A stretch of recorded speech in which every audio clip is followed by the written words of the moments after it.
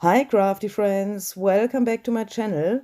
Let's make another index card today. So for this one I've chosen this scrapbook background with this red and beige pattern, and in the first step I collaged some paper scraps to it.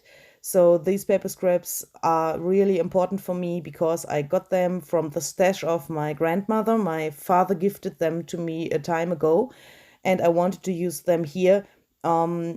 Because yeah, the stash of my grandmother is really important for me, and so I chose some of those things to bring them to this card.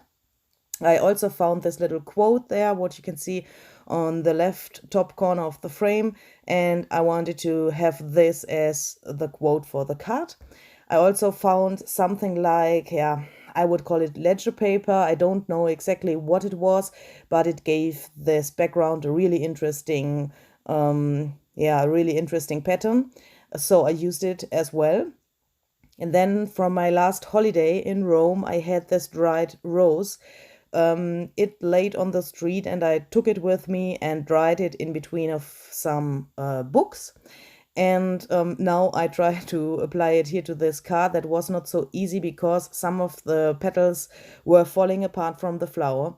This was a rose with really many petals so that they are layered over each other, and I needed a lot of glue to put them here to the card, but it worked really well in the end. So I also put some glue on top of the flower so that I get a really nice finish on top, so something like a ceiling, so that this flower is protected on this card.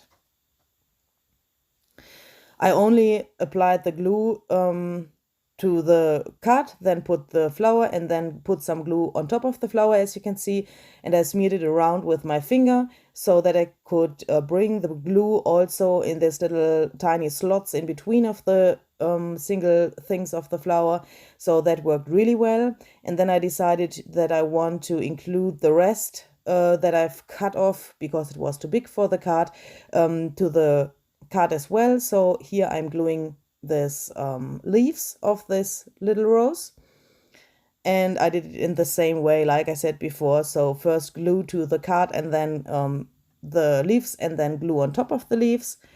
And then I made a little something like a frame for this quote out of the rest of this ledger paper I had. And I also wanted to have this label a little bit more sturdy so that I can glue it on top of this irregular surface of the rose. That it looks like a really, a real index card with this little thingy there on top. I made that by myself because when I cut the pieces of this index cards, I didn't know that they have to have this little thing there on top, and because of that I haven't cut this in the shape of this card. So I didn't care about that, but for some cards I made my own thing there on top, like you can see there on the right side. My grandmother often painted some flowers in oil paint and that stuff, and she always did some leaves on the table or where the flower was, or on the ground. So I decided to go with this loose leaves and put them to the card as well. And I think it looks really, really nice, and it gives this a little bit something like a frame or that stuff. There's two fabric covered buttons are from the stash of my grandmother as well, and also the thread with that I'm trying to attach them here. You will see in a second why I'm saying it's from my grandmother, because here, as you can see, the thread broke because it's so old. So I tried to attach it another time because I wanted it to have it there, because it is an important thing for me and I wanted it attached with the thread of my grandmother.